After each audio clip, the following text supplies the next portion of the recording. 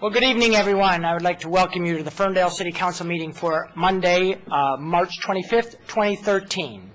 We have a special treat this evening. I would like to introduce to you the Ferndale Boy Scouts Troop 2004 under the direction of Joe Pardon, their Scoutmaster. Gentlemen, you want to come up and lead us in the Pledge of Allegiance, please?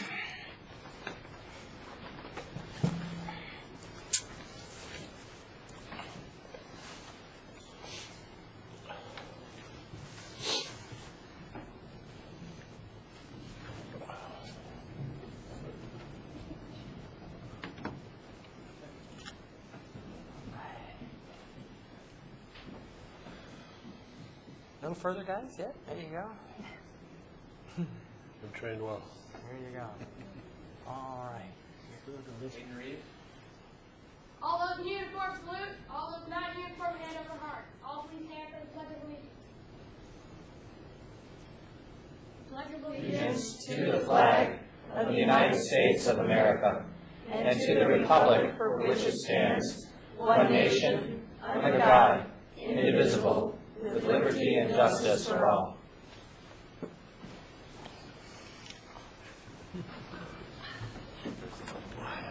Thank you very much, gentlemen. Great job.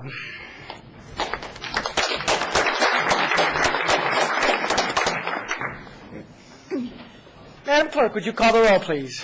Council members Galloway. Here. Martin. Here. Piana. Here. Lennon. Here. Mayor Coulter. Here. Thank you. We have a quorum. In fact, we have a full house this evening. The next item of business would be the approval of the agenda. Are there any additions or corrections to the agenda this evening? If not, a motion would be in order. Move to accept the agenda as presented. Second. Moved by Lennon, supported by Martin. Any discussion? Madam Clerk? Council members Galloway. Yes. Martin. Yes. Piana. Yes. Lennon. Yes. Mayor Coulter. Yes, thank you. The agenda is adopted. Moving on to presentations. We have 4 presentations this evening. The first one is a sad one, unfortunately, but Ferndale lost one of its significant residents last week, often known as the voice of the Eagles. Joe Mahan made his transition last week, and I would like to read a resolution of condolence to Joe and his family. At a regular meeting of the City Council of the City of Ferndale, held at the 300 East 9 Mile Road, Ferndale, Michigan, on this 25th day of March 2013, Mayor David Coulter, on behalf of the Ferndale City Council, extends the city's condolences to the family of Joe Mahan. Joe Mahan was a longtime resident of Ferndale and an integral member of our community. Joe Mahan was a credit to his family and to this community, and it is with deep sorrow that we mourn his loss. This was unanimously adopted this evening. Joe and his family are in our prayers and thoughts this evening.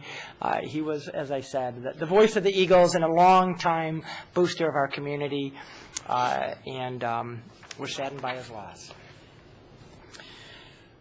The next presentation is a parking update, and that will be done by our city manager, April McGrath. Or April Lynch, excuse me. I answered to both. Where did that come from? That's all right. I still call myself McGrath Daily. Just a little update on parking. We have open today, good or bad. So far, so good, but it's a Monday. So we're continually going around machines, making sure everything is working properly and getting prepared for basketball all week. So those machines will be used. Just a little update and a confirmation of some of the things that we did to address some of the parking. We did add additional pay stations. We added 12. We increased from 3 to 9 pay stations in Withington. We went from 2 to 5 pay stations in the West Troy lot, Planavon, the small West Troy lot, and the lot on East 9 Mile now have 2 pay stations each from 1. So staff will continue to monitor. We've asked staff and some businesses to help us monitor some of the stations so that we can make sure that we're tracking the data that's in the machines as well as any lines that may occur. And again, today is just the first day we're open. So with that, we're hoping that that will help waylay most of the complaints, or at least we're hoping, but it should really help. So we're really excited to be able to do that. The lighting, all of the units will have keyboard lighting now, so you should be able to notice that.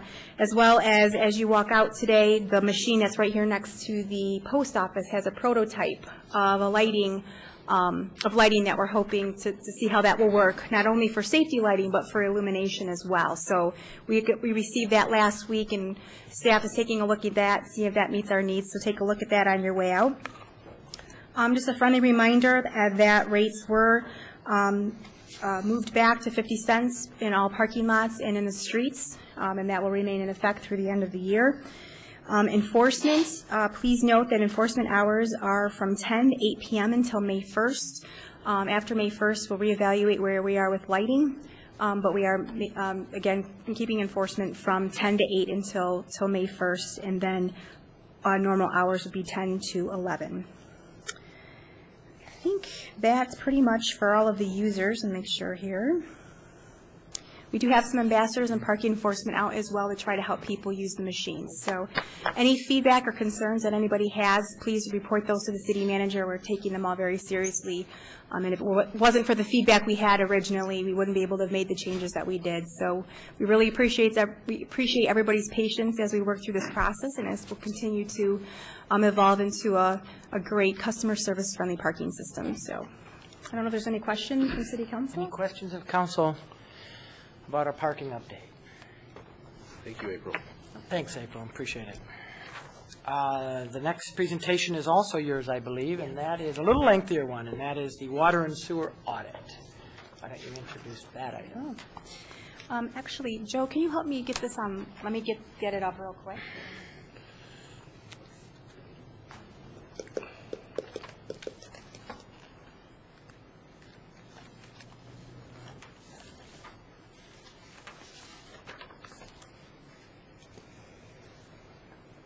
I think, Dan, if you want to start off. Yeah, I'll start, sure.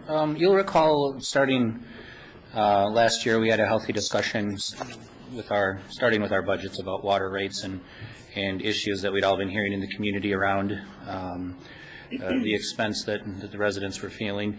And kind of our movement on water over the past less than 12 months or so has kind of taken phases. First, we looked at the hardware, you'll recall, and there have been in the process of replacing the hardware that was installed in the meters at the houses.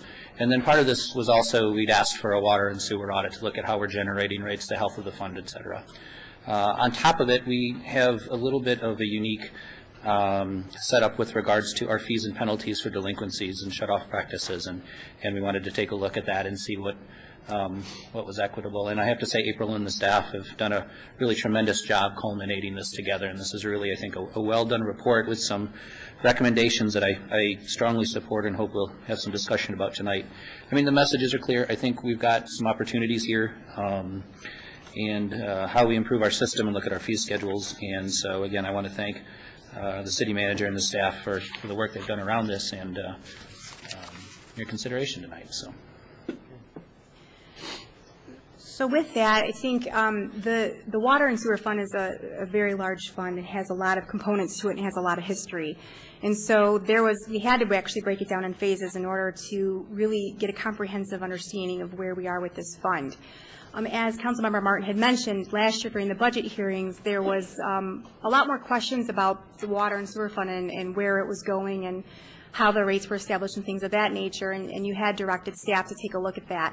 So we created an internal water team, which included myself, Lloyd, our DPW director, Currington, Jane Marie Eubanks, our finance director, and Joe Gaucho, our chief innovation officer. So we all have been working together to try to comprehensively come up with some analysis and some data to help support and move this water fund forward. So we did do that in 4 phases. After tonight, phase 1, 2, and 3 will be complete, and then you'll see in my recommendations that we have some more work to do on phase 4.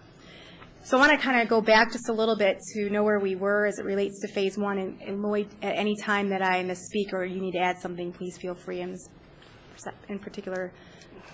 We had new water meters installed in 2009. And we also, with that, came an automatic reading system.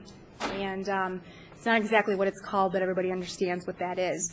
So when the last time I believe meters had been replaced was 20 years ago. So there was a big need to redo our meters. So what happened was, though, when the meters were put in, the automatic reading system, which allowed us, before those were put into the homes, we would have DPW staff go door to door to read those meters. And so a lot of communities are moving into the automatic reading system, which by basically, I'm going to be a girl here, it's like it's wirelessly read so that the meter reads into a system that goes right into, sorry, that's total girl speak, but then it goes right into our system and it's in real time. That's the way it's supposed to be designed. Well, the system that Ulster had proposed for us for the readers, again, let me clarify, the meters themselves were working. It was the reading system that wasn't manually reading, so we would have to go and still, or it wasn't automatically reading, so we were still, the Ulster company was actually hiring contractors to go and manually read these meters. So what was happening is they needed to be replaced. So after about, I think, a year and a half, Ulster realized that something wasn't working with our software. We didn't know if it was the way our geography is, but it just wasn't reading. So they finally gave up and said, we need to give you a new meter system, a new reading system. The meters, again, are not being replaced, just the actual reading system. So I believe in late spring of this last year, Ulster had finally agreed to replace all of the readers and move toward a complete replacement of all the reading system. So we didn't have to go back into anybody's home and redo the meters or anything of that nature. It was just the reading system itself. So the status as it is now, as of March 2013, out of the, I think about a little over, just under 11,000 readers, we have 9,500 readers installed. Actually under 10. We only have 300 left. Already, the MegaNet, the new system is called MegaNet, is already reading at 94% completion. So we're hoping that when it's all said and done, that there'll be 98% will be manually read on a monthly basis, which is what we want. And that means that it'll be in real time. We don't have to have people out manually reading these meters. What's also nice about that is it will help our online bill management. It will allow residents to look up in real time what their bills are and things of that nature. So that will help not only with people being able to manage their water, but we won't need the manual reads that we've had before. And that was really important. And we also talked, I believe at the last meeting when we talked about water, that we do have measures in place if people feel that their meters are not working correctly. We have a process in letting them, making sure that those meters are reading, and having different testing that's independent of the city to ensure that people are comfortable that the meters are reading correctly. So that phase is fairly complete. We hope that by, I think, May, correct, that we should have them all in. Delay was actually that the reading system was out of the country, and they had storms that really prevented them from coming any sooner. They stopped manufacturing them for a while. So we were hoping to have that done a lot sooner, but that's just where we're at right now. So that would be a huge relief on the system to be able to keep the real-time processing of the water. So any questions on phase 1 before I move to phase 2? So the next question came up was just really talking about the fund itself and taking time to audit and understand the finances of this particular fund. So we engaged Abraham & Gaffney to audit this fund, just this one alone, to give it some extra attention, if you will. The audit assessed the current financial forecast of the fund's health and also provided detailed history of the last 10 years as well as a financial forecast for the next 5 years. Kimberly Allman is here tonight, actually, to do a few of these slides to address what she found in the audit fund and to talk a little bit. I think that it's about 50 pages, so she summarized it in about 5 slides. So she'll be able to do this presentation and also answer any questions that council has. Good evening. My name is Kimberly Allman, and I'm with Abraham & Gaffney. If you'll go to, you'll see that the scope of our engagement, some of the things that we did is that we actually compiled the actual data for fiscal year 2003 through fiscal year 2012. This information was based on general ledger, account balances, for revenues, expenditures, and net assets. We also looked at the full-time equivalents, which were based on the budgeted headcount for the water and sewer department, and we looked at the water usage, which was based on finance reports.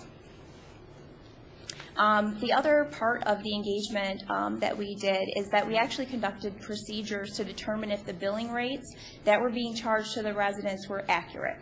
And when we mean accurate, we're talking about accurate as in approved by City Council, that the rates were approved, and that that's what actually made it onto their bill. So that we actually recalculated some of the residents' bills. We confirmed that the rates that were being billed actually did agree with the rates that were annually approved by City Council. And then we compared the rates that were approved by City Council to the amounts that are calculated in a monthly spreadsheet that is that's prepared by the finance director.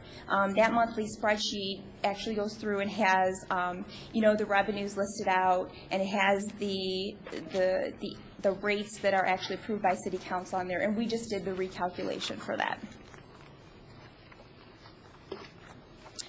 The results of our analysis, when it comes to the forecasting piece of it, after we looked at the 10 years of data, we forecasted out based on different assumptions, which can be found in the report, what the next 5 years would look like.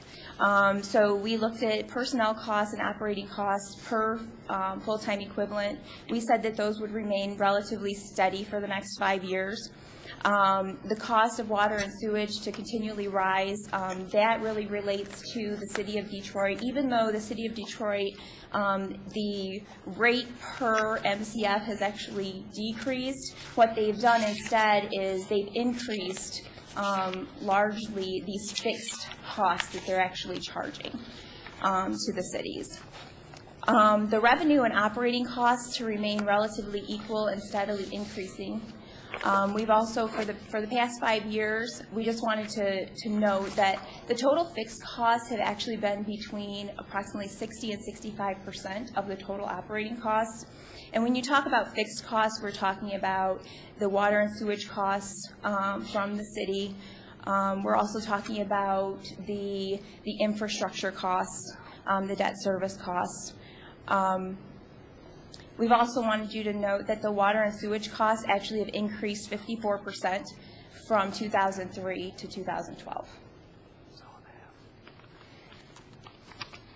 So this was just one of the charts that we came up with, and what I really wanted to point out here is that you'll really see that the red line is the total revenue and the yellow line is the total operating costs.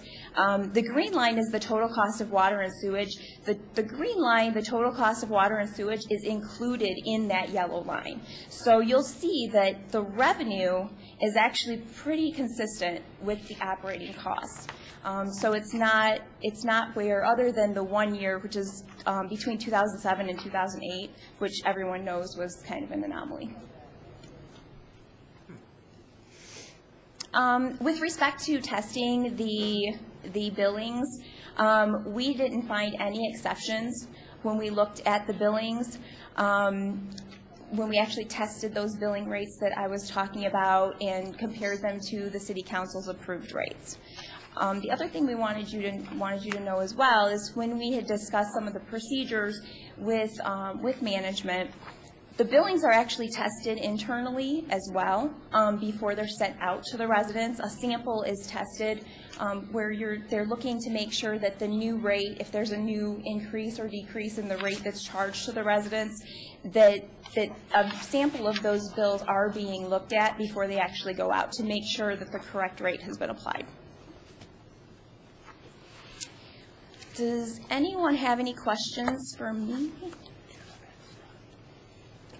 In your revenue and expense summary, when you say that the rates are in alignment with the actual costs to operate the system, that's strictly looking at the rates. Is that correct, or is that inclusive of the penalties? That revenue was the revenue that included the actual, anything that was the revenue in that fund. In that fund, okay. Other than, we did pull out like any proceeds from loans and things like that may have been included in the revenue. We pulled that piece out. Okay. But it did include any penalties and things like that. Thank you. Water usage has dropped from a peak of 121,000 MCFs in 2005 to 72,000 in 2012. This is on page 6. Mm-hmm. And revenues from the system in that similar period have more than doubled. or just about doubled, I guess, not quite doubled. Is that, I mean, could you provide a little explanation for that? One of the biggest reasons is because the city of Detroit, where the water is coming from, a few years ago, they had not, I think it was 2010, let me see, I have a page in this report. If you look at page 20 of your report, you'll see that the rate per MCF has actually been steadily going up, with the exception, 2009 it went down slightly, then it went back up in 2010, and then it went down in 2011 and 12. But you'll see that there's now this second column called fixed rate. That's where, before 2011, the city of Detroit was not charging a fixed rate for water. So now what has happened, and you'll see in here that in 2011, that fixed rate was $100,000. That's annualized. So that would have been the amount that was paid for those, the water as that fixed cost, plus whatever the MCFs are used at that rate. You'll see in 2012, that number almost doubled. It went from $100,356 to $256,872. So what has been happening is, even though maybe the water usage is going down, the costs are going up because they now have this fixed cost in there. Oh, okay, so, and that along with what accounts for that? I mean, we went from dramatically in the cost, right, or in the revenues generated in the system. So that's the amount that we pay and then pass through and pay for our operating expenses of our system. That's $200,000, but the revenues have doubled and the usage has dropped by 50%. 40%. And the revenues correlate directly to the operating costs. Part of it also is that there have been the costs that have been for the infrastructure.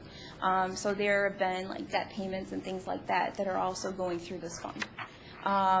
In, I think it's 2003, and then most recently I think is 2012 is when there were two major projects done. And 2003. Let me just verify that I'm giving you the right information here. Because I know that during this time period, there were actually two projects.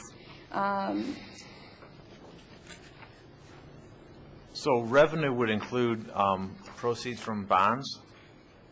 It did not include that in there. We did not include the proceeds from bonds in that number. But as the fixed rates, so as the water's fixed rates are going up from the city, that cost is then passed along to the residents as well. And so that's why the revenue, as the operating costs are going up, the revenue is also going up. Because the operating costs, as they're going up, that is being passed along to the residents in there. I understand that, but, and again, I'm not an accountant, but in 2003, the rate per MCF was $5.28. In 2012, the rate is 99 cents higher at $6.27. We have a fixed rate of $257,000. So increase per unit of 99 cents and fixed annual rate or fixed rate of $257,000. But our usage was dropped in half with the result of some, I think probably that tube company leaving town and some of our industrial usages disappearing. And our water usage in 2003 was 106, peaked and went up a little bit for a couple of years, and then now is back down to 72,000, so it's 70% of what it was. With a $1 increase on 528, that's a 20% increase, I guess, approximately. And we have 257,000. How do we account for the other Well, the $4 other million.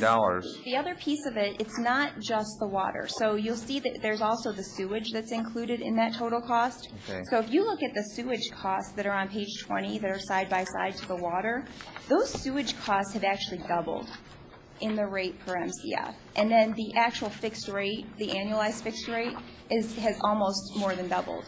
It was $8.76 per MCF in 2003, and it's now $15.92. And then the fixed rate has gone from 1.17 million to 2.5 million.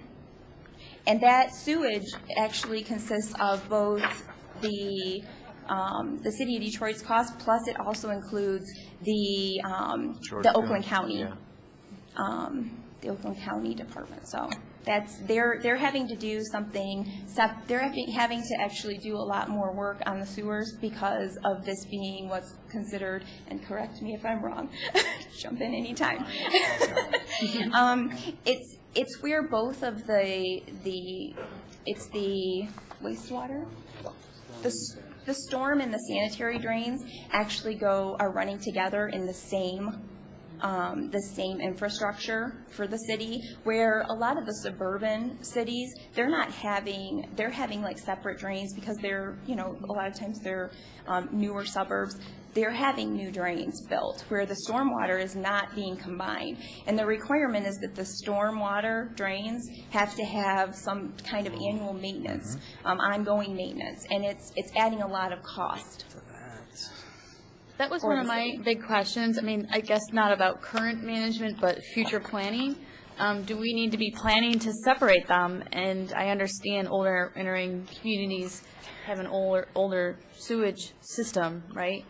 But how are other communities paying for the separation, if at all?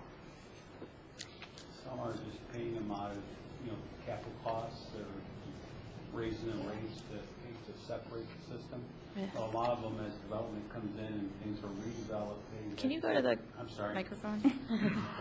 They develop new stormwater control measures so that as new development comes in, they might be required, instead of dumping all that stormwater into the system, they retain it on site and allow it to naturally perk into the ground. Some of the work that the city's doing, like the Kenton Street work for the porous pavement, all those are ideas that long-term will help the volume of stormwater that we're currently being put into our sanitary system will be switched over into a storm system. But it's a long process. We have infrastructure that's already been developed. The cost would be astronomical to separate it. And so the we're cost, stuck with it for the meantime. Right. So the cost savings, it says in the report on page 21 that the sewers have a greater cost associated with them for water treatment based on federal regulations. So what I'm hearing you say is an investment is more costly than just managing currently what we have as a way to reduce costs to the residents. Yes, and also, kind of a longer goal for management is we're looking at if there's any of that debt that we can refinance in order to bring those rates down. Okay, just for the residents, I mischaracterized the problem as a water problem. It's really a sewerage problem, right? I mean, our water expenses have creeped up by $110,000 over that period of 2003 to 2011, which I think is dramatic given the decrease in the water, but as part of the overall problem, it's not that big. But the sewerage fees have gone up by about $1 million a year. Correct. And so in the report, that's where we combined the two costs together because those are the fixed costs for the water and the sewer. So that's why we had it shown here. But yeah, even though we're measuring water usage, that's how we're measuring things. But it's really, we've combined the total costs for the water and sewer together. So yes, you're correct. The sewer treatment has gone from 2.2 million to 3.6 million. And those are things that we have to pay for by law, right? I mean, the George Kuhn drain up at Red Run or Red Oaks is required by law, so we don't have an option to get out of that. Correct. because it's federal regulations, correct, that require the, Overall, but it's mostly 12 pounds per grader.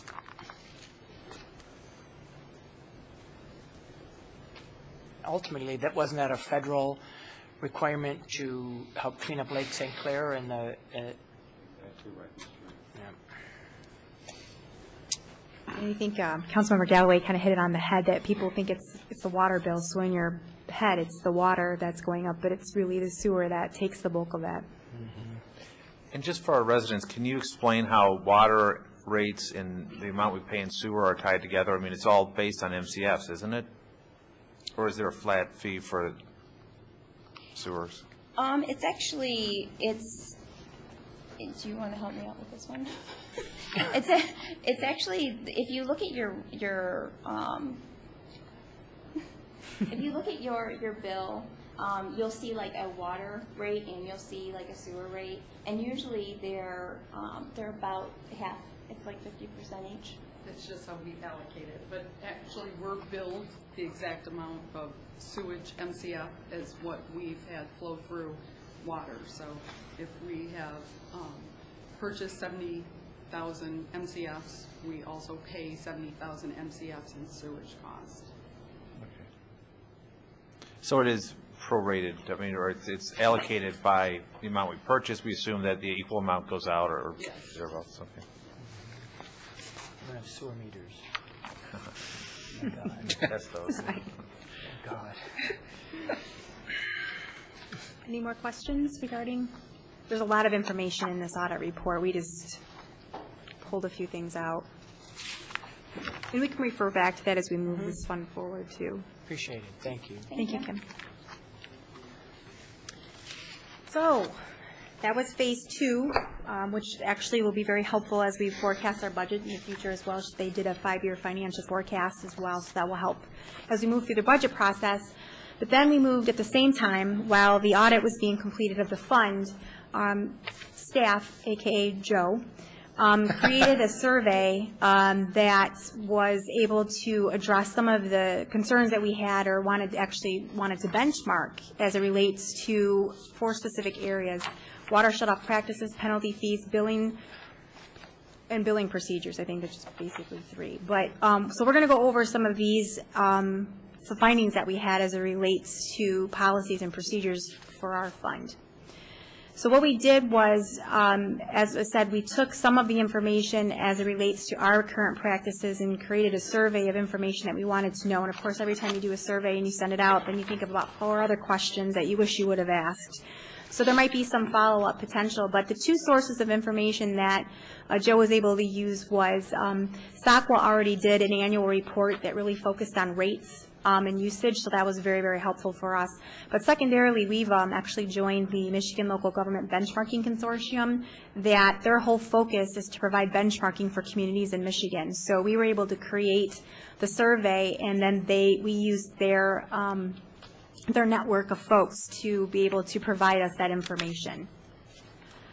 So with that, I think, I don't know if it's somewhere else, we think we had, out of 37 communities on the MGLBC, we had 31 respond. So we were really excited that that many people were interested in the same data. Because one of the deal you make with people, if you fill the survey out, we'll give you a copy of the results. So getting 31 out of 37 responses is pretty huge. So that clearly sends a message that other people are interested in the same information.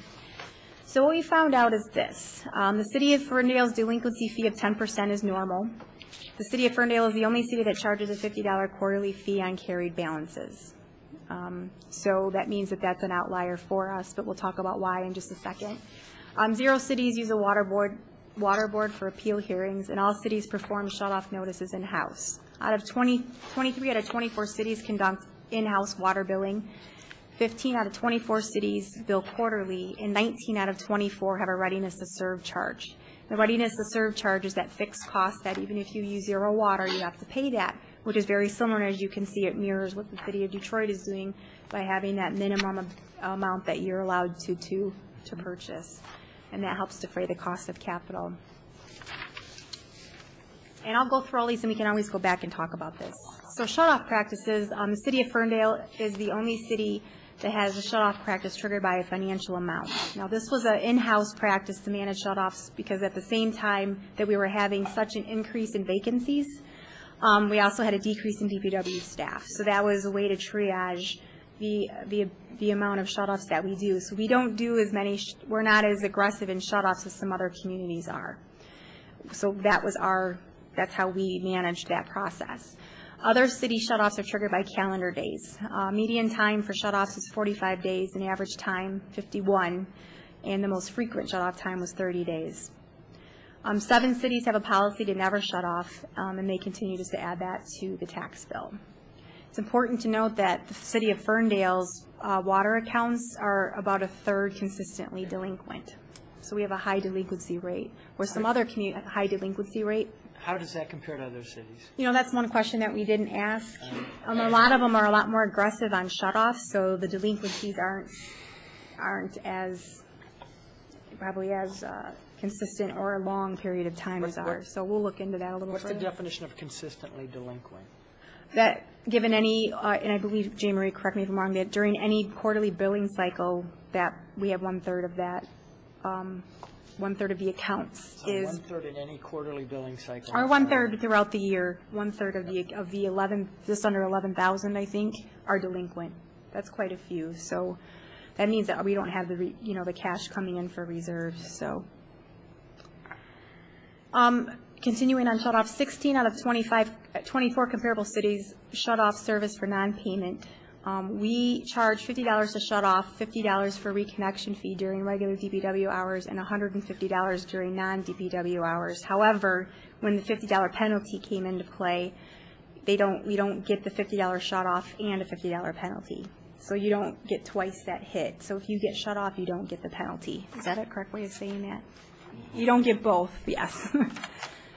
Study shows an average for shut-offs of other cities, their charge is $21.93 and a reconnection fee of $39.80. One of the things that we didn't ask, because again, once you do the survey, it's not so you get answers back that you realize you wish you had a follow-up, is what others charge for after hours, which is typically you have to do a call-in, a DPW worker, which then has usually some contract with some communities. For us, it's a 2-hour minimum, I believe.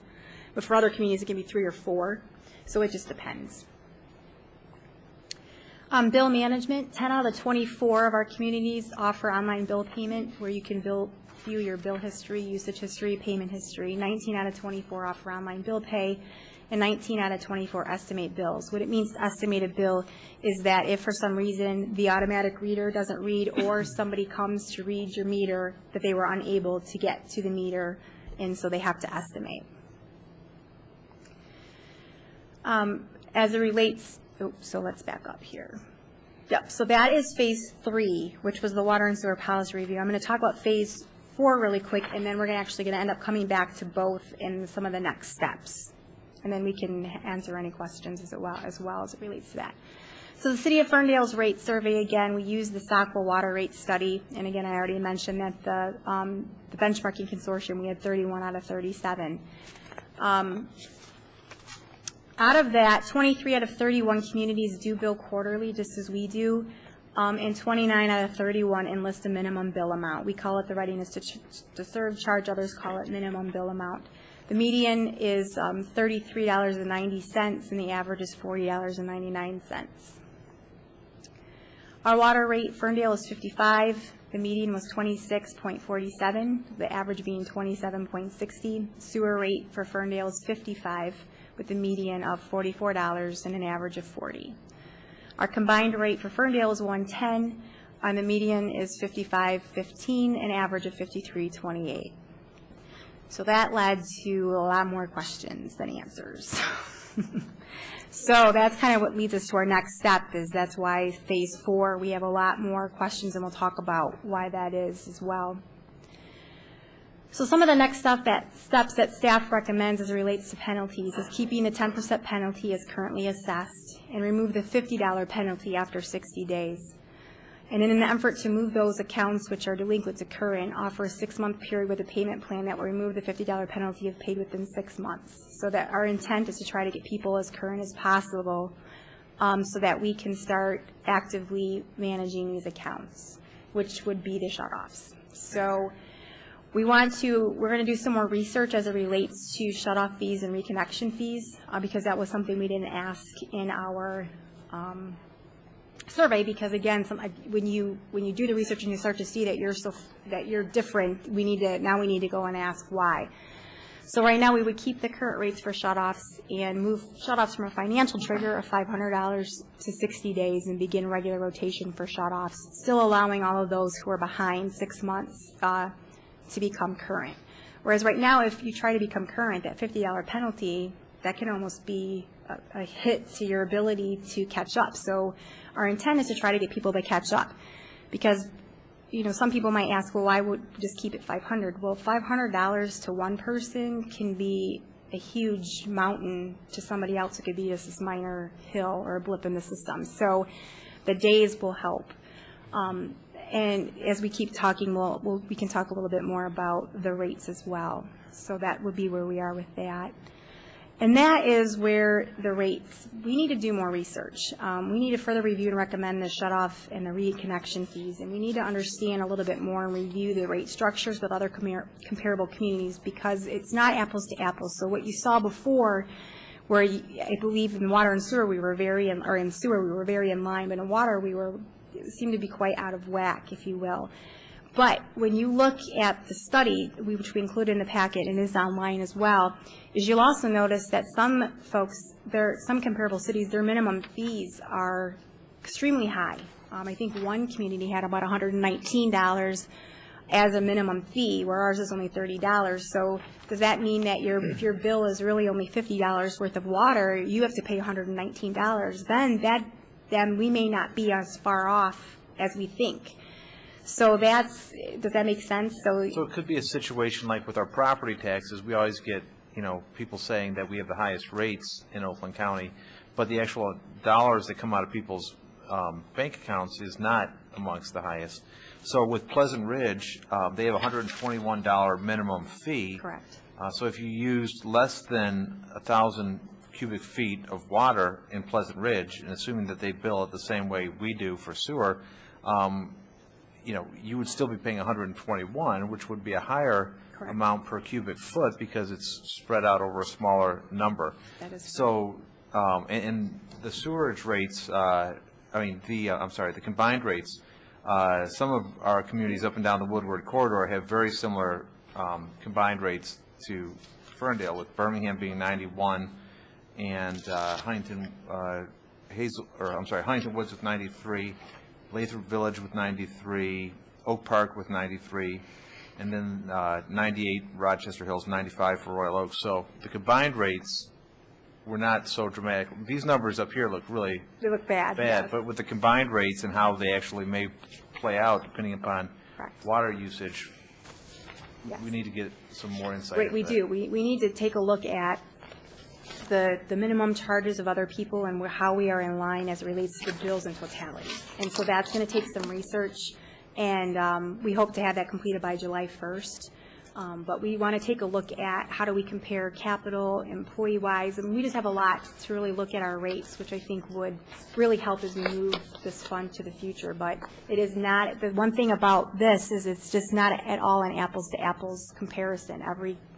You can see it's just kind of all over the board as it relates to rates. Do we have information on average water usage for these other cities, and also median average water usages? I'm not sure, was it in that? It wasn't in the SACWA study, was it? We do have a short list of comparable cities that I would be able to extend that to a follow-up survey. Would that be with the same industrial type base, percentage-wise per city? Because a city that, like Huntington Woods, right, has no industrial, it's all residential, so wouldn't it be an apples-to-apples comparison? No. And that's where it's going to be. We're probably going to need to sit down with, I'm thinking even Jeff McKean at SACWA, and possibly even talk again to our auditors. We ought to make sure that we're comparing as close to like as possible, because it's exactly right. When you're in a completely residential community, that's very different than having an industrial base that we have and also what we had.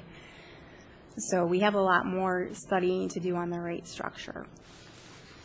And then with that, too, I think it's important to not only take a look at the comparability of rates, but also to take a look at the fund and our expenditures and see where there is potential recommendations for either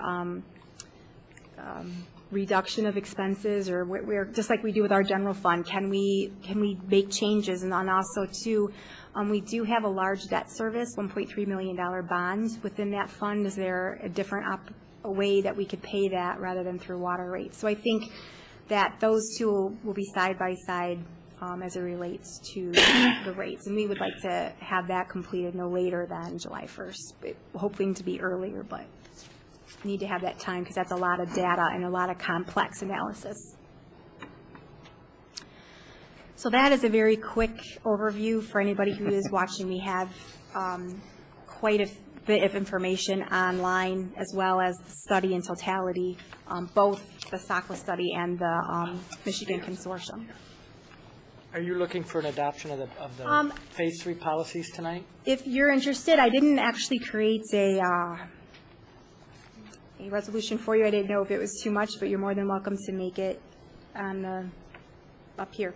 If I may, I feel very strongly about moving forward with some of the Phase 3 recommendations.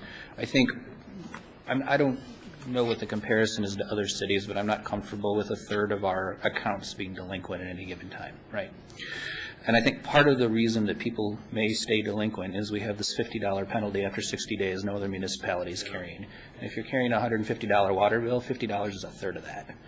I'm very interested in seeing that removed.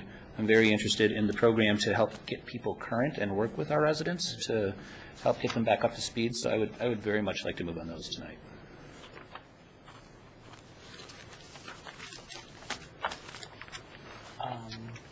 I would support Yeah. a resolution in that direction. I will make a motion then that we remove the $50 penalty after 60 days and move forward on the program as outlined to bring accounts which are delinquent to current over the next 6-month period with the payment plan. Is that sufficient? Support. Just a question on that. Are you talking about all the recommendations on the penalty abatement program on page 35? Yeah. I'm looking at. Well, of the agenda item, just so it's probably the same on the PowerPoint. Sure, it's on there.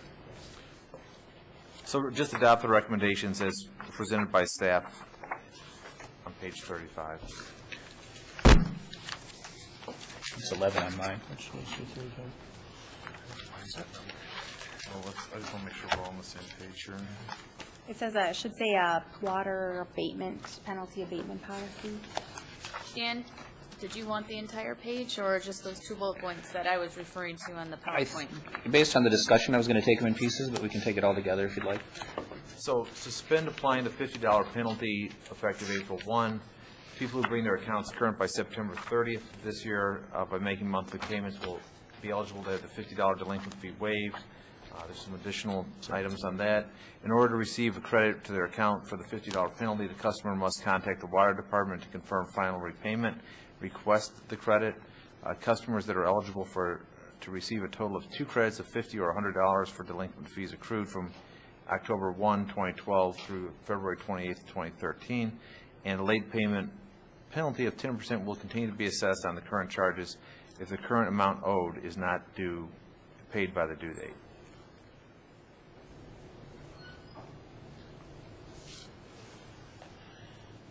Yes.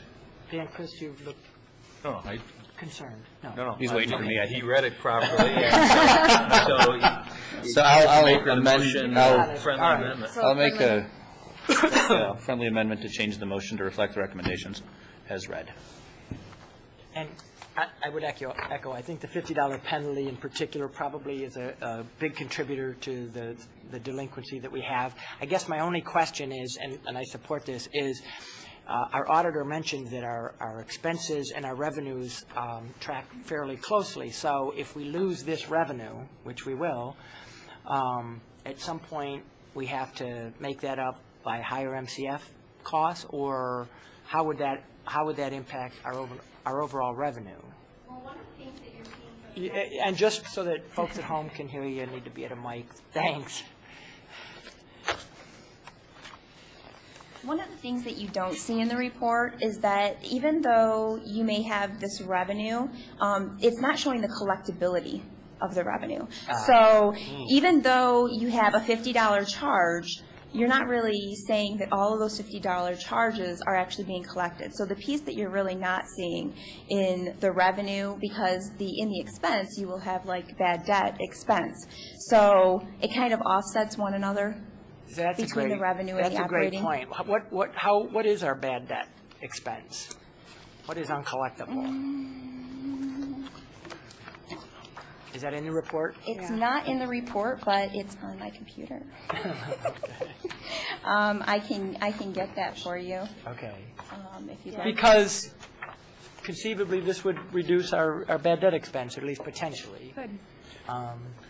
We're not collecting the $50, but we may see uptick and collect the actual bills. Yeah. And we haven't been doing it for a long time. What? You haven't been collecting the $50 for like 20 years, and suddenly now this is a huge, does that make sense? So. But the 50, I mean, the number that we're throwing around here, the 30% delinquent, how many of those eventually, I guess it's the same way of how much is bad debt. I mean, how much of those eventually get collected? Is the 30% a cash flow problem or a situation that we never recover? The 30% is the monthly billings. How many monthly billings go out? About 30% are not collected on the first due date. But tax bills are a lien on the property. So if they're not paid after 180 days, they are liened on either. So we collect almost 100% of them. Yeah. So we're addressing a cash flow situation by reducing our fees. Right. Yes. Which may contribute to causing the cash flow situation, right? Well, I mean, it may improve the cash flow position, but ultimately it doesn't add more money to the system because we collect 100% of these one way or another. It's just a matter of time. Right. Now more so than before when we had a lot of foreclosures. Yeah. It will help cash flow tremendously, yes. And it will help our residents be able to pay for them. How much of a cushion do we have in this fund? I mean, is cash flow really a problem? Are we not able to meet our obligations? I mean, that wasn't my sense. Part of the report, you'll see that we actually show the fund balance. Let me find which page that is for you. On page 14, you'll actually see the fund balance itself for the last 10 years. So you'll see that, so the fund balance is broken up between the invested in capital assets and the unrestricted portion. And so you can see that beginning in 2003, the investment in the capital assets net of related debt was $6.5 million. And right now at the end of 2012, fiscal year 12, it was over $21 million. And that's due to the additional projects. I had misspoke before when I said the project was in 2003. It was in 2005 because you can actually see that large increase there and that jump. But you'll see the unrestricted portion. So that's the portion that is able to be spent on other things. It's the portion that's not assigned to anything else. So that right there has gone from $4.6 million in 2003 to around $5.8 million in 2012.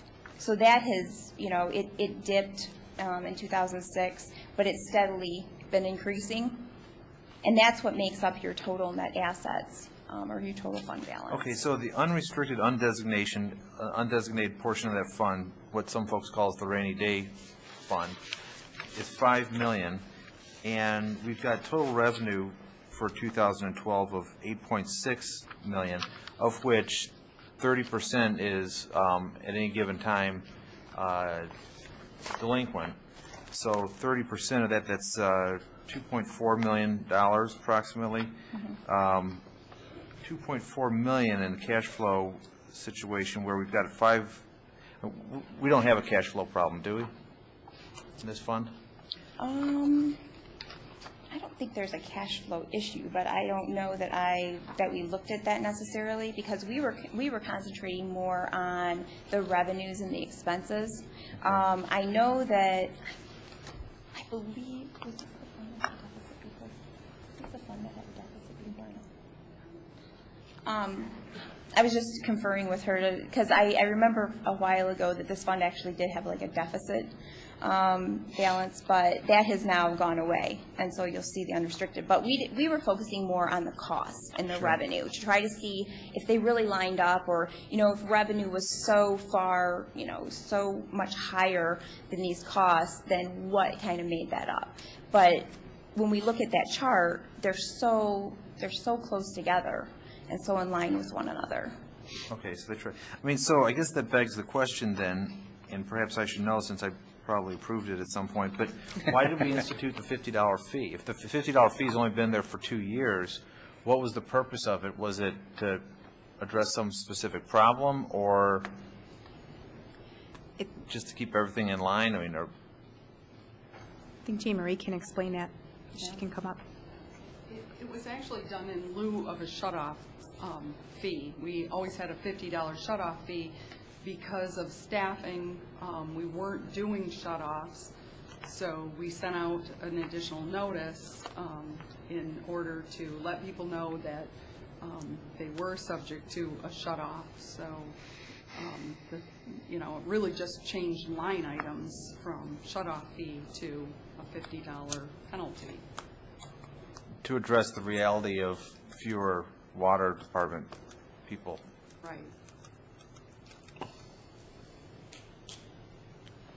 So in light of that, do we need to address some other, I mean, is this a complete set of recommendations, or do we need to address something to get after the shut-offs, the expenses related to shut-offs? Sure. Well, I think we need to have a discussion around shut-offs, because there's a recommendation here to move it away from the financial piece to the 60 days, which is well above the average of the cities in the survey. I think that's a piece of this we need to decide if we want to act on tonight or not. But yeah, that's part of the discussion.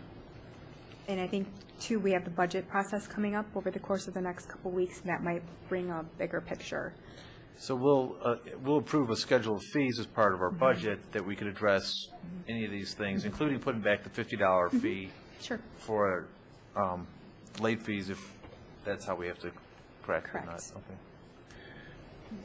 I would just add, I think the reason my preference would be to do this tonight, and we could certainly look at it in the budget process, though, but the sooner we can get people back on track and provide some relief and a plan for them to get out of delinquency, I think the better. Waiting another few months through the budget process is not. We've identified a problem. I think we can start to tackle it. Oh, yeah, I mean, I don't disagree. I'm just thinking we need to. It's a change in policy that results in a different type of. There is a consequence to it. Yes, there's a consequence, absolutely. but I think it's the right policy to take.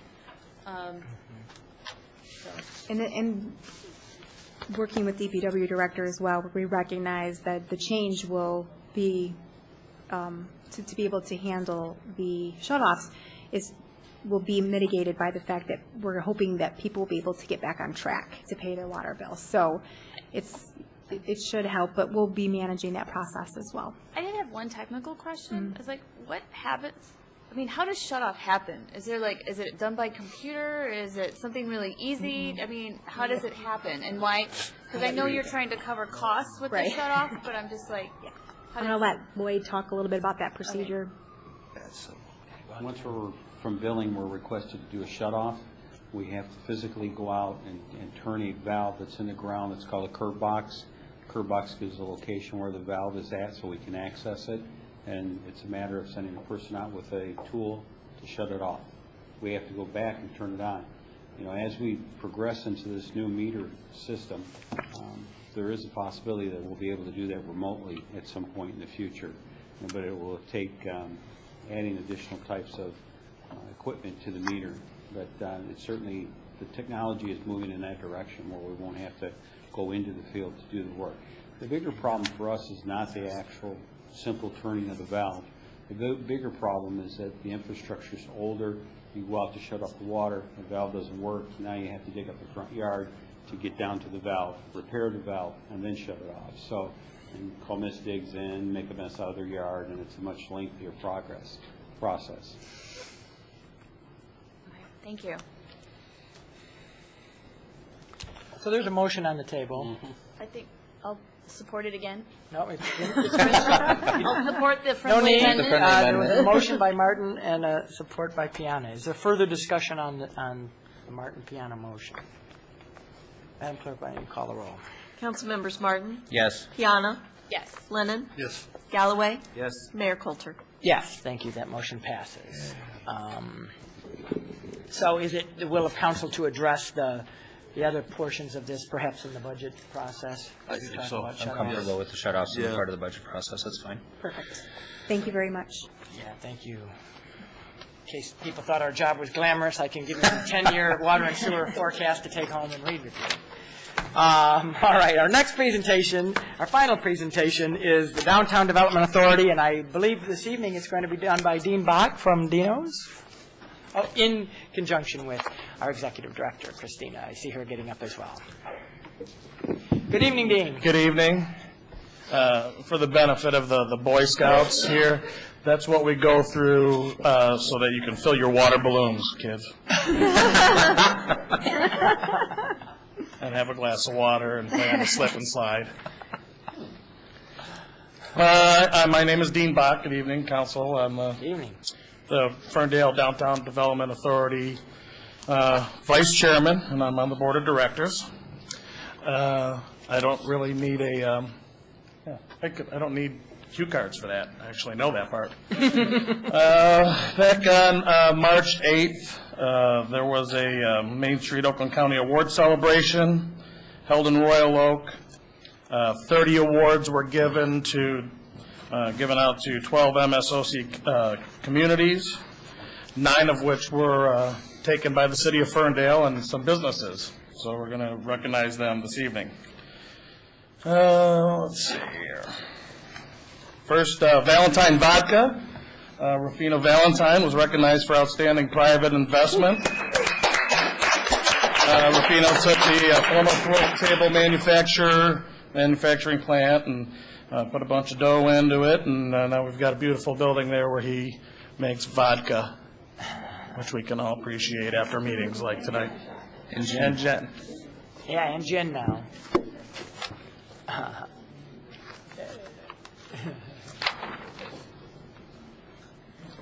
Nice jacket. Jeff King from the Imperial won an award for outstanding private investment. Jeff bought and his group bought the Post Bar on Woodward, gutted it, got rid of all the elevated stages, did some great improvements to the exterior, and for his investment into our town was recognized for outstanding private investment, over $50,000.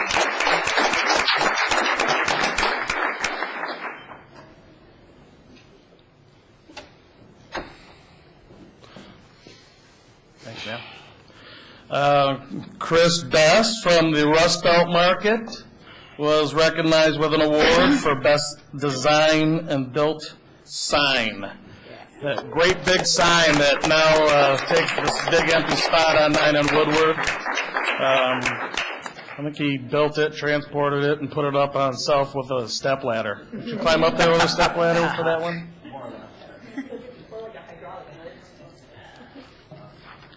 Outstanding Business of the Year was also given to the Rust Belt Market, and Chris and Tiffany Best. 2 awards in 1 ceremony.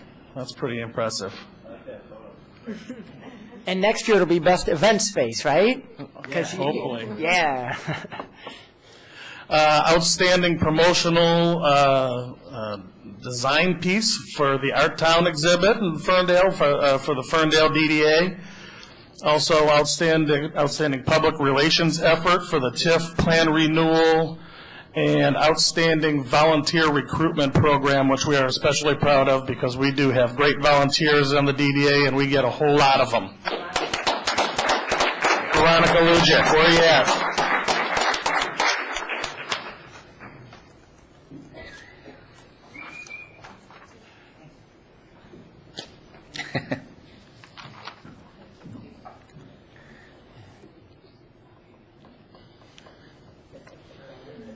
This event was really nice. There was a lot of awards, and we just kept rolling up there. Mr. Martin, Councilman Martin was there, and we had a really good time that night. It was great.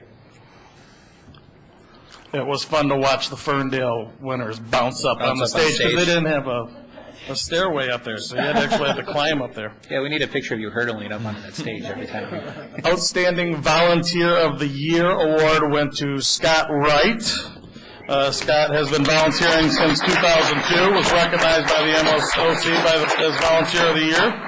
Countless hours, resources, equipment, manpower. He has devoted a lot of time and effort to the Ferndale DDA and its design committee.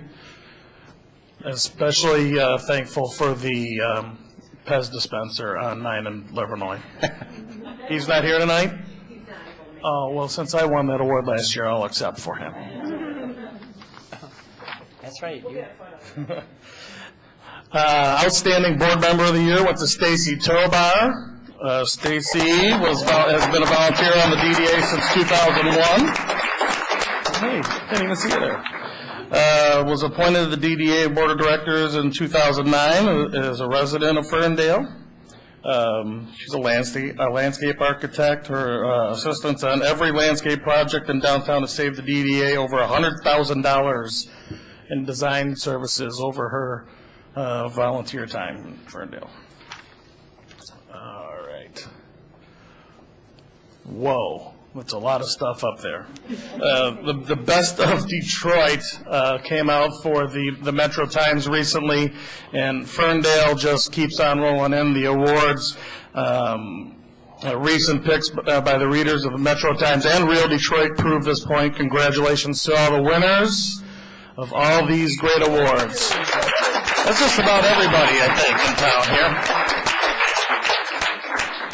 I don't see Best City Council. You guys should have won that one, I think.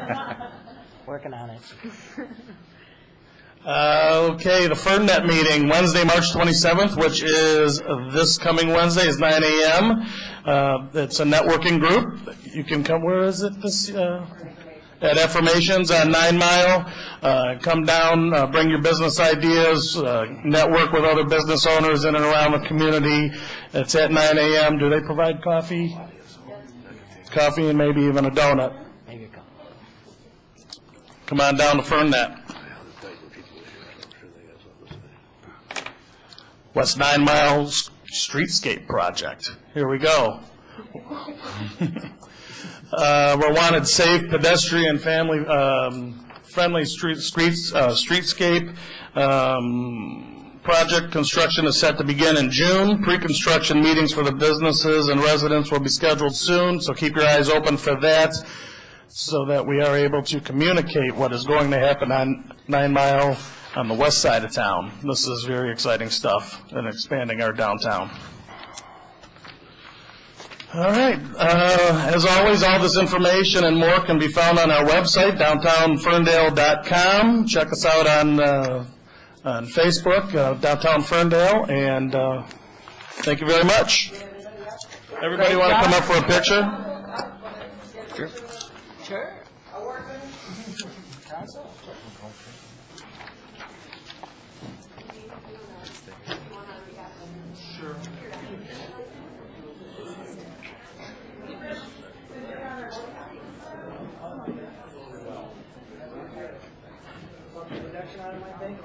The other day.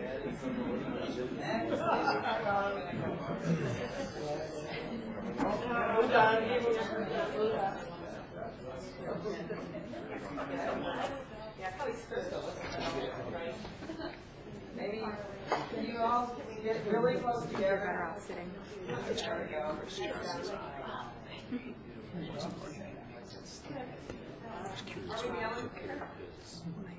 Really? All right, Put your face. Say, MSOC, yeah, you got Ferndale. That's a lot to say. How about yes? Cheese, that's good. Okay, follow Crystal's lead now. We're good. Thank you. In that regard.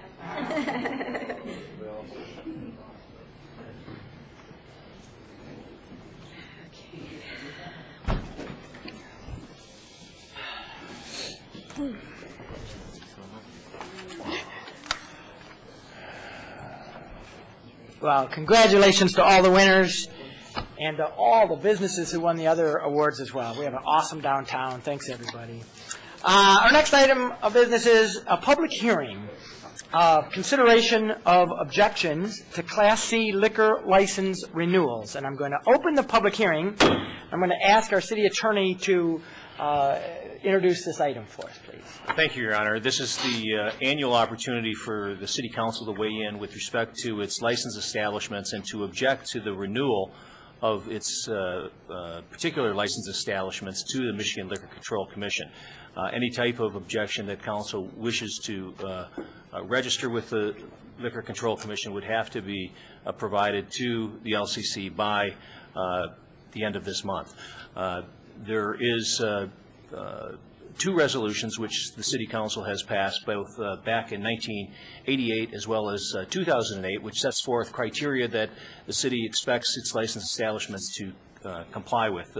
Issues like code enforcement issues, property codes and maintenance codes, no delinquencies, real and personal property tax issues being current. Those are the issues that are, amongst others, that are set forth in the Council's resolutions. There are a number of establishments, actually five, that I believe Council is going to entertain a hearing on this evening. Those particular establishments have received notice of this public hearing. They have an opportunity to weigh in and present evidence to this Council, and then at the conclusion of the presentation, Council will be asked to consider resolutions objecting to these particular establishments. All right. Very good. And for the public's information, the well, four, but two of them are sort of combined. The four establishments that we are considering objecting to their Class C liquor license renewal would be the Eden Night Club at 141 West Hazelhurst, the local K&B LLC on 344 West 9 Mile, number 3, the Emery at 22700 Woodward, and number 4, Wab/The Loving Touch. They share a liquor license, but they're dual establishments. And City Attorney, do you want to explain the rationale for those four? I'm certainly, it's still in the public hearing. I'm happy to introduce evidence with respect to all of the establishments. I'm going to ask the city manager for certain questions. And then you can, since the public hearing is still open, if anyone wishes to weigh in on that, then after you close the public hearing, you can consider a resolution. Please do. But April, with respect to Posh Entertainment, which was doing business as Eden Nightclub, you're familiar with the status with respect to property taxes of that establishment owing to the city of Ferndale? Yes, I am. And is it your understanding that as of today's date, the amount that that entity owes to the city of Ferndale is approximately $23,141? To the best of my knowledge, as of today, that is correct. Okay. And with respect to K&B, which is operating as local kitchen and bar,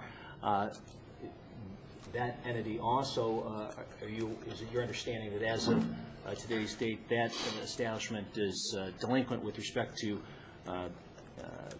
amounts owing to the city of Ferndale in the amount of approximately $3,124? To the best of my knowledge, as of today, yes. And moving on to the Emery, is it your understanding that as of today's date, approximately an amount of $261 is owing to the city of Ferndale with respect to certain penalties owing to the city? To the best of my knowledge, as of today, yeah, that is correct. And finally, with respect to the license for Woodward Avenue Brewers and the Loving Touch, is it your understanding that as of today's date, the delinquency penalties owing to the city of Ferndale, approximately $300 is due and owing? As of today, that is correct. Okay. That would constitute the proofs. Your Honor, I would suggest that you ask whether any of those particular establishments have any representatives here that wish to address council, and then certainly anyone from the public could address council before you close the public hearing. Are there representatives of any of those businesses here this evening? Chris Johnston. And I'd note we also got a letter from you, so thank you. Yeah. I always pay my taxes with my credit card every month, and I go and I ask to pay what's due. And are these the well, first of all, I think these are penalties, not actual taxes, so. Yes, with yours, I think it is penalty. I kind of feel good about that, but I always go and I try to pay, I don't try, but I say what's due, and I don't know how I missed something being late that something got added to. I'm not saying it didn't happen, but is that something that the city employee sees on their screen when I say, let me pay everything that's owed? Is Jane Marie still here? Jane Marie, is that a question you could help answer? Yes, those were actually the winter tax bills. Okay. The invoice for that would have gone out December 1st, and we sent out a reminder notice for anyone with anything owing on summer or winter bills. We sent that out about February 1st. Those aren't the big ones you pay over installments, correct? No, Okay. those are paid. Okay. All right. So anyway, I'm not debating whether I owe the penalties, which I do. I wasn't able to go down to the city today, or to the county. I went down to the city on Thursday. Was told I could only pay them through the county, and on Friday, actually today I tried to pay them online, but those bills weren't up yet on the county site, so I have to go tomorrow and pay them, which I will do. So, Thanks, that's Chris. me. Appreciate it. Any other representatives from any of the other two businesses here this evening? All right, would anyone from the audience, from the public, like to address this issue during the public comment portion of our hearing? Christina. I just have a question, because I know normally we have also assisted in trying to reach out and contact some of the restaurants in the past. Local Kitchen and Bar, this is their first year. I am curious as to if a phone call or anything had been placed to them. I know that a registered mail is sent out regarding this notice. Is that also a Jane Marie question, or do you? I can indicate that I have provided a certified mail to the entity, but I did not contact via phone or personally to any of the entities. Is that a service that the DDA provides on We behalf of the business? have been, 'Cause I know you. in the past, we have alerted them because there sometimes is confusion between property owners and the actual tenants, where the property owner gets the notice, but the tenant, who actually is the liquor license holder, does not. So there has been conflict there. They are the property owner with that space, though, too, so I would think that they would have received that. So it's just more a question that first year, not knowing the process potentially, you have familiarity with the process. So. Eden, on the other hand, obviously every single year. Yeah. I'm the one, that's the one I'm concerned about. I am as well, and a little surprised. Anyway, anyone else from the public that would like to address council on any of these four during the public hearing? All right, I'll close the public hearing.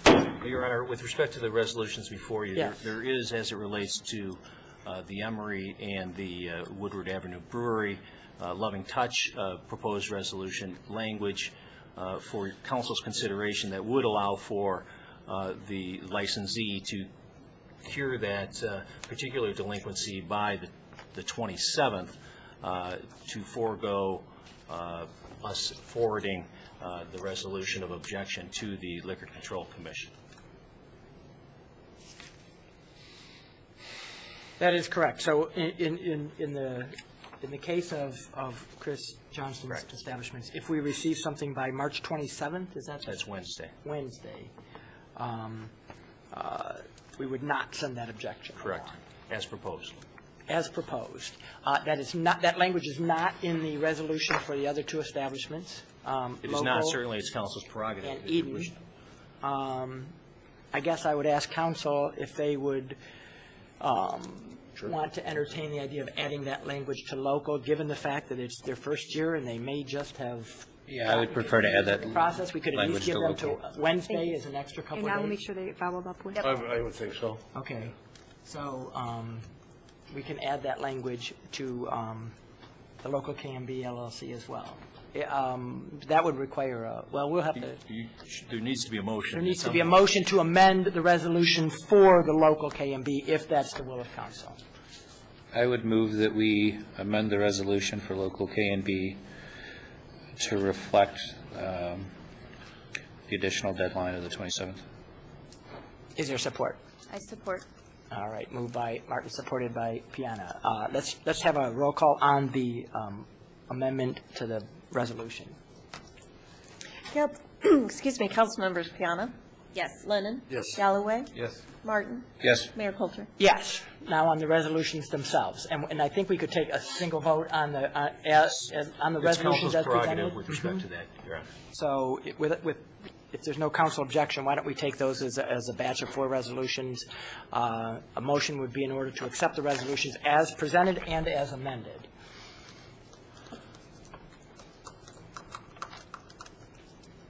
A motion would be in order.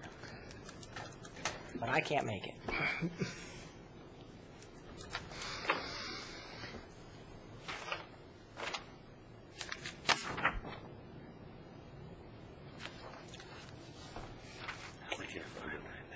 Your Honor, a motion adopting the resolutions motion. objecting to renewal of Class C liquor licenses as presented would be appropriate.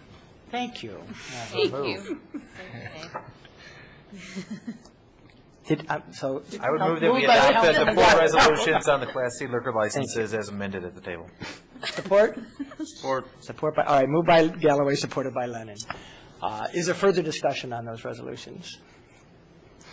The team approach here. Thank you. Madam Clerk, would you call the roll, please? Councilmembers Lennon? Yes. Galloway? Yes. Martin? Yes. Piana? Yes. Mayor Coulter? Yes, thank you. Those resolutions are adopted.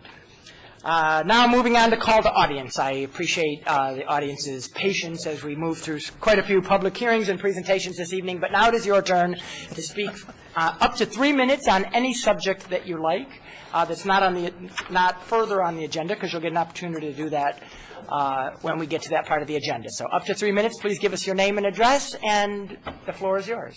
Sherry Wells, 315 West Troy. 2 meetings ago, I did lesson 1 on recycling, pointing out that the money that we residents can save the city if we recycled everything we could would amount to a firefighter, a policeman, and a code enforcement officer. That's $287,000 that we're throwing away in the garbage. And if you want to throw money away, so the first one was the paper and cardboard, because 30% of what we trashed that we could recycle was paper and cardboard, and I showed all the kinds of stuff that is considered paper. So this one is containers. Pretend this is a brown recycle bin. Milk containers, whether they're plastic like this one or the cardboard waxy type things that also juice and other things come in, those can go in here flattened if you want to make more room, if you can do that without falling in your kitchen. Of course, plastic bottles of all kinds. You don't have to look at the bottom to see if they have the right number on them. And other plastic containers they're taking. I went on a tour at the SACRA, the South Oakland County Resource Recovery Authority, and along with the Boy Scouts that were on the tour that day, and me and some other people, one man came in with a drink from a fast food place. His was cardboard. The one I have here is plastic. And our guide said, not the straw, but the container and the lid can be recycled. And little yogurt containers, cardboard containers like this. Rinse everything out really quickly, of course, because you've got live people who have to sort through this stuff. These plastic containers with the lids, because they're just like the rest of the plastic there. These kind of plastic things that you get from fast food, and we have plenty of those here in Ferndale. Some more cardboard type things, cottage cheese containers, plastic or whatever. These things you can recycle too. They're a mixed materials, but you can still recycle them too. And the nice thing about glass is it's heavy, so when we're getting paid recycling by weight in glass. If you pick some up from the streets, make sure you wash your hands after. And one of my neighbors was picking up this stuff and rubbed his eyes and spent $80 at the doctor's. And tin cans, those of us who were raised by people who were raised through the Depression, have been cutting out the tops and bottoms and flattening tin cans for years, as they say, before it got popular.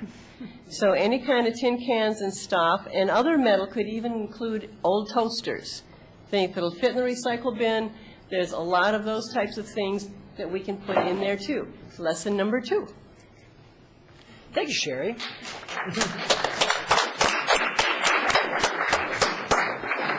Good evening. Hi, my name is Susan Miller. I live at 506 West Oak Ridge, and I also own a business called Green Daffodil at 624 Livernois, and I must say I co-own. Anyways, I've been a resident here for 20 years, and our business has been here for 3 years in the city. And some of you up here know what I'm going to be talking about, but I just wanted to just open up conversation about something that has been new for businesses, and that is the annual business registration fee has been changed. It used to be $35, and it was run by the city clerk, and it was kind of its main purpose was to gather general information about businesses in the city annually. It has been replaced now by what has been called the Commercial Resource Allocation and Emergency Planning Program. It is now at an annual cost of $100, and it is being handled by the Ferndale Fire Department. So when we received this information, just initially had concerns about it and questions involving this new ordinance. You know, first off, it was like the change of price from $35 to $100, and this wasn't caused by the Ferndale Fire Department's desire to do annual inspections of commercial buildings in the city. It's just an effect, you know, thereabouts. Also, the fire department's increased involvement is only, again, result of the city council and the city manager's desire for them to handle this duty.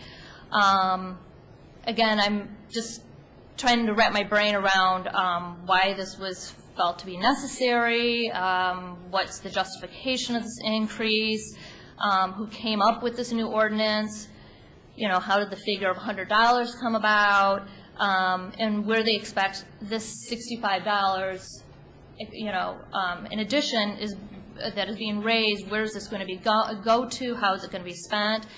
I've been pursuing these questions privately for the past month, but I just wanted to bring it to the public. I know I don't expect any answers tonight. I just wanted to open up conversation because I've been talking to other friends of mine who own businesses here in the city, and they too don't really understand it, and the paperwork with it is incredibly daunting, intimidating, and, you know, I don't know, there's just a lot of kind of concerns there, and, you know, we want to be compliant with the city, which we will be, and I'm going to be passing this off to you tonight, and that's all I've got to say. Here's our lovely form and our money.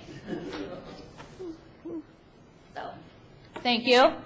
And I hope to, you know, get some answers in the future just to field this out, because again, this will be an annual fee of $100, and it's kind of quite a bit of an increase. You know, if I got my cable bill and all of a sudden it was up $20 a month, I would call my cable company and say, hey, what's with the increase? So that's just my general comment. Perhaps we can put that in a discussion of the fee schedule for the budget.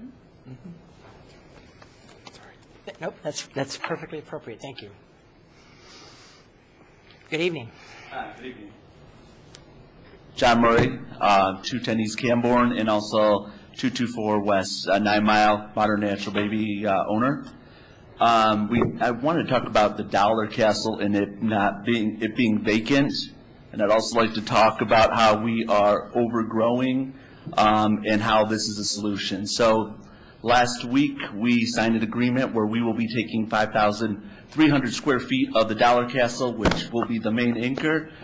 There will be 2 other people coming in, but I just thought this is going to be some exciting times as far as growth in Ferndale.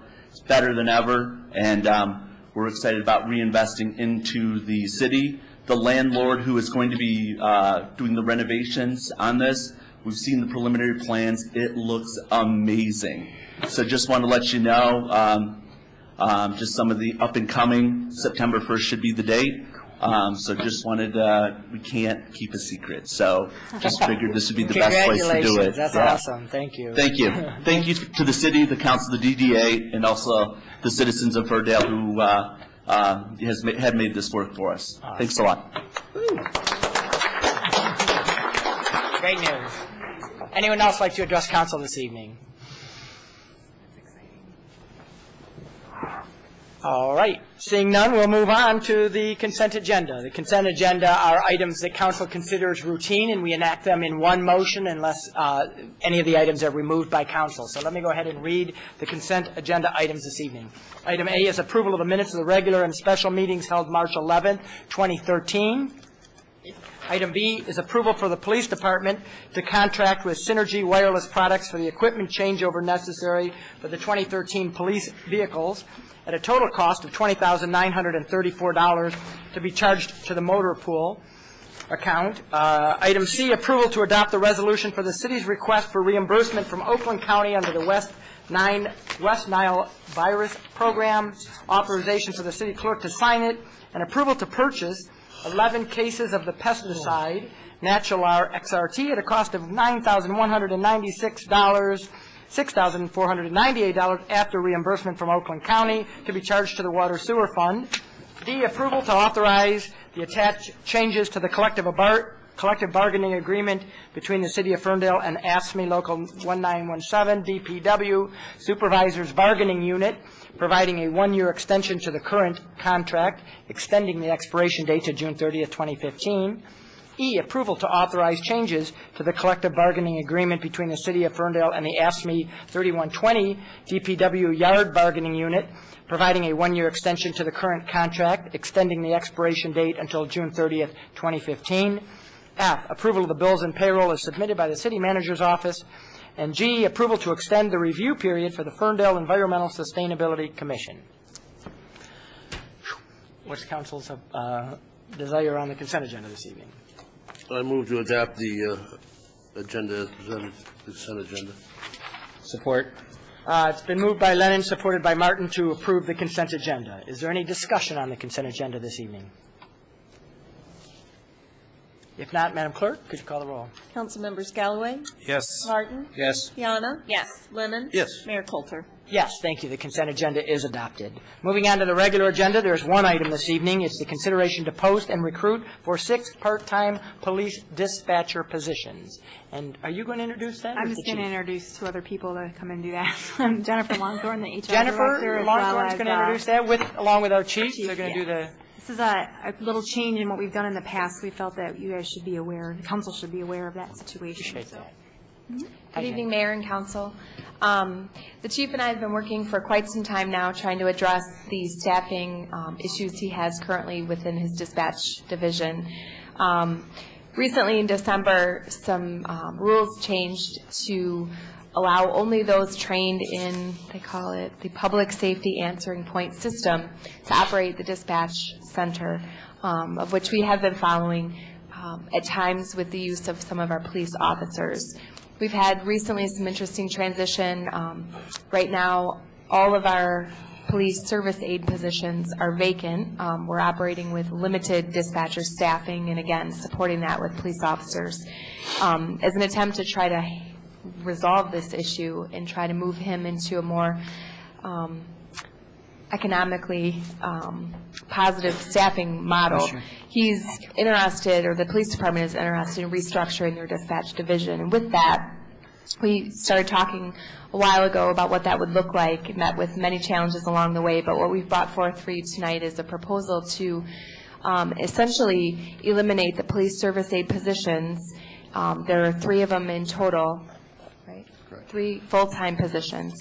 Instead, replacing them with 6 part-time, 24-hour-a-week dispatchers with the same qualifications, same exact job duties as the full-time people.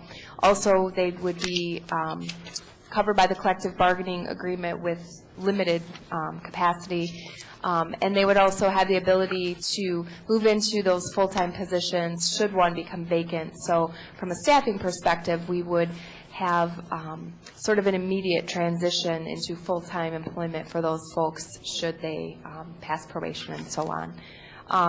We anticipate that with this model, it will increase staffing of over 1,200 hours. It will provide more time on the desk, allowing our police officers to spend more time on the road, assisting our citizens here in the department. With that, although these positions are part-time in nature, because we are utilizing 6 of them instead of 3, there will be about a $24,000 increase in the annual cost simply to cover that additional hours, all those additional hours that would be provided. Our anticipated procedure in moving forward with recruitment, we really are going to try to reach out to those interested in law enforcement and develop a really strong eligibility list for which we could recruit off or move people into should any vacancies occur and those positions turn over quickly. So we'll be targeting probably some local community colleges and things of that nature, doing some job fairs to really get a good group to be able to present to civil service for an eligibility list. I think it's important to note as well, too, that started the conversation as well was the fact that we consistently needed to always recruit for dispatchers because they all get jobs other places, either become police officers or whatnot. So that's a major recruitment, major undertaking, and very costly as well. So by getting that list long and ready to go, it eliminates the need to recruit and be down that many dispatchers at one time. So. Chief, can any of the 24,000 be recouped by drug forfeiture? No, we can't use drug forfeiture. That doesn't fall under that realm, that parachute? There are strict rules and personnel that are even stricter and they're for law enforcement. So okay. We did staff this on the 12-hour shift model. Currently, the service aides are working on the 8-hour shift, so we have they're all bleeding over, so they have different bosses. The way this is worked, if you see the graph that we prepared on the back, they would be working a 12-hour shift. They would be static in nature. They would be assigned to one boss. Well, that benefits cohesiveness.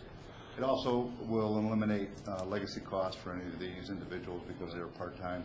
And it also, the Portability Act, we had to consider with the number of hours that they work in a week and a year to keep the cost down from a standpoint of fringe benefits. Yep. Thank you.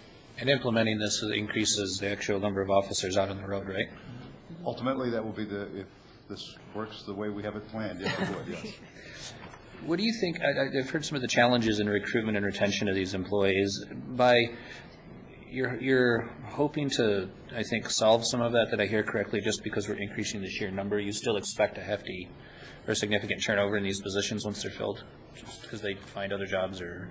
Councilman, only time will tell. We think that with the recent number of dispatchers that have been laid off in Macomb County, and some of the agencies that are going to a part-time dispatching model, a lot of places are going to probably, we're hoping to get dispatchers to work 24 hours for us and maybe 24 hours for another community. Oh, that's great. That type of thing. Yeah.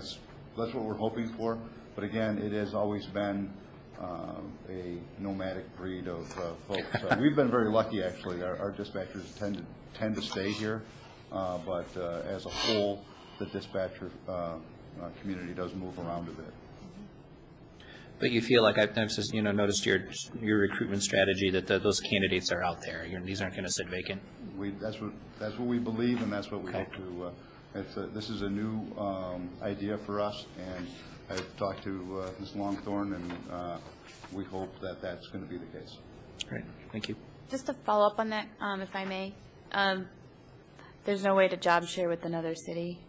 I guess with the requirements of the Affordable Health Care Act, that kind of precludes us. That's what we're up against, is because of the Portability Act. Okay. But she's asking if there's ability to job share, literally, like you're splitting the cost down the middle. Yeah. I'm not aware of any other communities directly surrounding us that have this exact model. However, I know that I want to say Bloomfield Hills and the city of Farmington Hills as well are actively recruiting for the exact same part-time thing that we have going here right now.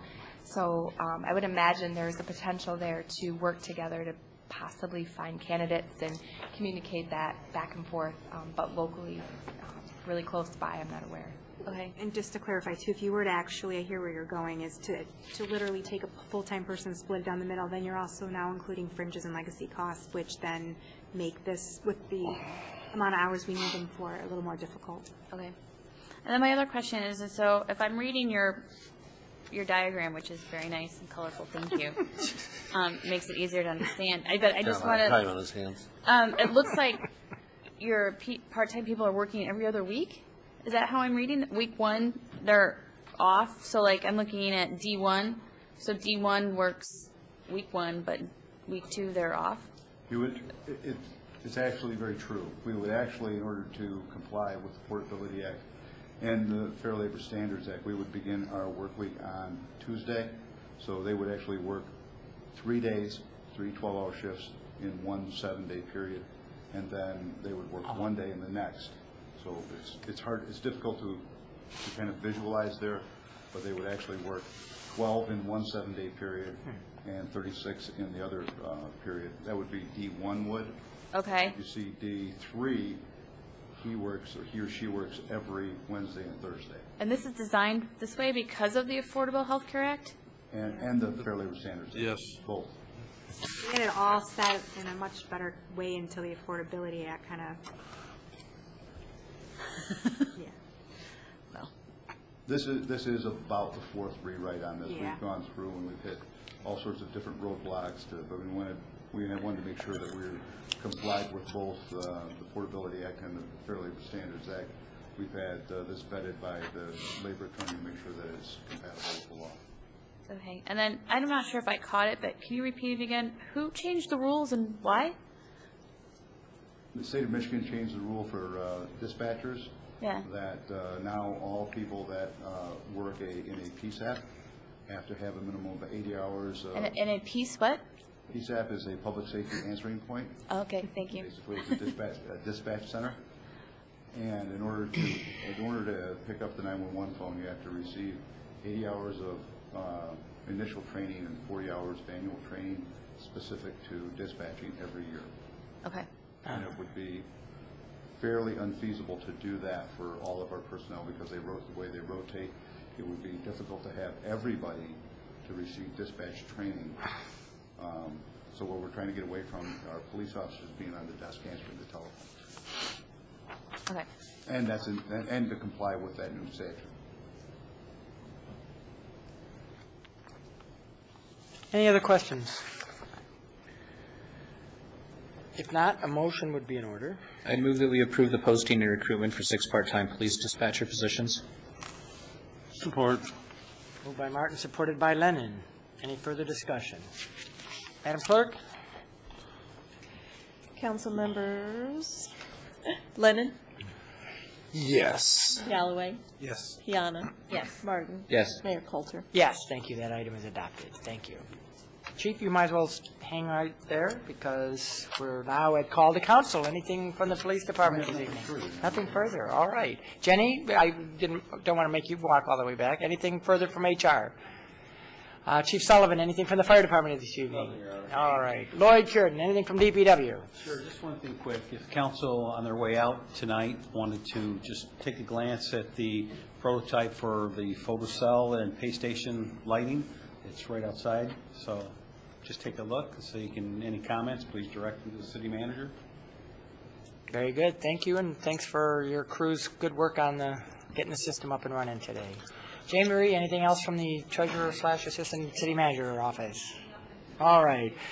Joe, anything from the chief innovation officer department this evening?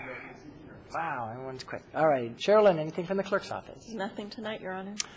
April. Just a friendly reminder that the budget workshop will be on Tuesday, April 2nd from 5:30 to 9:30 with a follow-up session on the following Monday, April 8th from 5:30 to 7:30. That will be prior to the normal council meeting. Well, I can't wait. I know it's your favorite time I of know, year. I love it. Fun times. Very good. Thank you. You're going to wish we were talking about parking. Probably. Dan Chris, anything else from the city attorney? I have nothing, Your Honor. All right. Councilman Martin. I would like to bring up the topic of the city manager's performance review. Yes. I believe it is due, and I think we need to come to some level of consensus about how to proceed so we can Jenny, get this why don't you done. tell us where we are in that process, and she can address that. Okay, we've been talking for some time now about how we can best coordinate City Manager Lynch's performance review. I think in the past we've had a wide variety of options and processes. What we are interested in potentially doing, and it's up to council as far as what you're comfortable with and how we can go about best doing that, but when April was initially hired, she was provided with some goals by council, and obviously those would be, they would shift or change, add, delete based on council goals that were set last year and this year as well. But essentially, a review of those goals would potentially be part of it by council, so an update as to how you feel the progress has been. Additionally, there are a couple different documents that have been used in the past to kind of foster that review, if you will.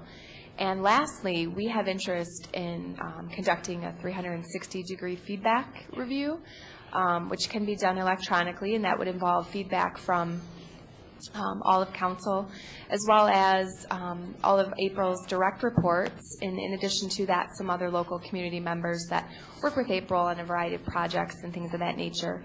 That could be handled electronically. All that data would be compiled and then shared with April in more of a sort of a guiding way of things that we can do to improve, things that she's doing great, and things of that nature. So I'm willing to help in any way that I can help foster that process, and I'm open to your thoughts, suggestions. I'm sorry, go ahead. I'd like to see a two-piece format. I'm a big fan of the 360 review. Certainly, I think the measurement of the initial goals and objectives she was given should be fairly straightforward and measurable, hopefully. But then, when you get to the component of the manner in which she conducts her job, I think that the 360 review is very, very valuable. So I almost see that in two pieces as being useful as a feedback tool, and that's kind of the format I would be looking for.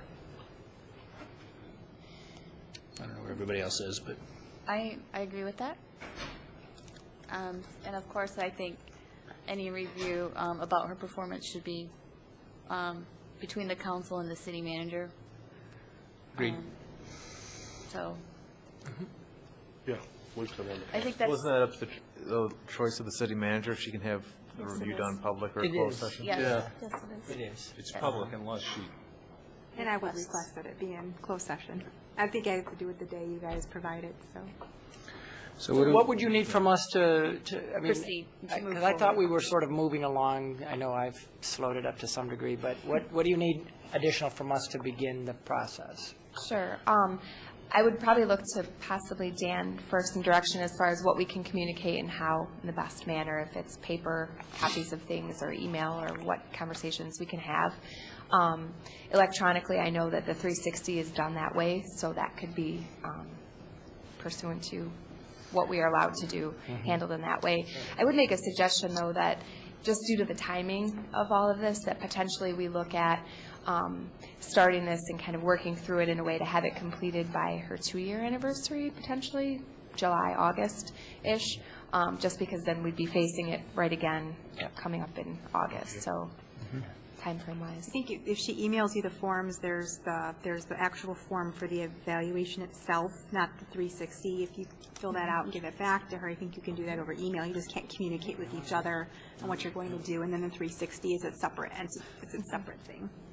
do we have an idea of, I guess this is, if we have you coordinate this and all this activity, I mean, are you set in what questions to ask on the 360? Are you looking for guidance of what to evaluate against? I mean, are you looking for that feedback from us, or do you have an idea of a form you want to use? Yep. The tool that we would use is already in place. I don't know how much changing can be done to that. I can look at that if there's something specific that you'd like to measure. Not having seen it, it may be just fine. I don't know. Okay. We do have a document I could send to council as well that kind of shows what those reports will look like and what it's actually measuring. Yeah, I think it would be nice to float the questions informally maybe to us, so we can say, yeah, that's the right questions to ask to take a measure of her performance, and then do the formal 360 send out. Does that make sense? Mm-hmm. Thanks. Yeah, the second thing I have on a much lighter note is I just want to congratulate the students and staff at Ferndale High School. Last weekend I went and saw The Sound of Music, and I've always been impressed with those shows and the work that they do there, but I think by far this has been my favorite one I've seen there, and they just did such an outstanding job. It felt like you were, it didn't feel like you were sitting in a high school production, and the talent was amazing. So congratulations to everybody involved in that. Just a great, great effort. Thank you. That's it. Councilman Lennon. I have nothing tonight, Your Honor. All right. Mayor Pro Tem Piana. Yes, I just wanted to remind people about a program to help homeowners refinance their homes, and these are people who are like Jim and me, who bought our homes in 2004, and our mortgage is higher than what the house is worth. And while we purchased our home in 2004 with a pretty low interest rate, we didn't think they would go lower, but they have, and I guess it's taken us a while to figure out that we were eligible for the Home Affordable Refinance Program, and it's for qualified homeowners into a lower rate loan, even if they have little or no equity. You could really save significant money over a long 15-year period or 30-year period, depending on how long you refinance for. And we got it in the mail, and I don't know who these people are, but it was really helpful for us, and it was through mortgagecenter.com. But this is how we knew that we were eligible for this, again, Home Affordable Refinance Program called HARP. And this is not HAMP. Apparently there was a program called HAMP. Scott, you might be familiar with it. So I just wanted to let people know that check out mortgagecenter.com and see if you're eligible for HARP. So that's it. Thank you. Councilman Galloway. Yeah, generally, as long as you're current and your loan is held by Fannie or Freddie, you're going to be eligible for that HARP program. HAMP is a modification program to modify the loan that you have, and while it's been loosened up quite a bit over the last couple of years, it's probably not as generous as the HARP program. Another program in that regard is Step Forward Michigan, or it's called Helping Michigan's Hardest Hit Homeowners. Provides up to $20,000 of assistance for property taxes and mortgages. So you can check that out at stepforwardmichigan.org, and our county treasurer, Andy Meisner, has also been working hard on that to get people current. But other than that, nothing for me this evening. All right. Just a couple of quick things. I want to thank the residents truly for your comments and suggestions and criticisms of the parking system over the last month. We really did take those to heart in making the modifications. I really feel that the changes that we've made will make the system easier and friendlier to use, but we also know that it won't be perfect. And we also know that there'll still be some glitches. And so I still encourage you to let us know when there are, and let us know how it works for you so that we can continue to improve the system and make it as friendly and easy as possible. And finally, I would wish a happy Passover to our Jewish friends and residents. Starts this evening. And with that, council is adjourned.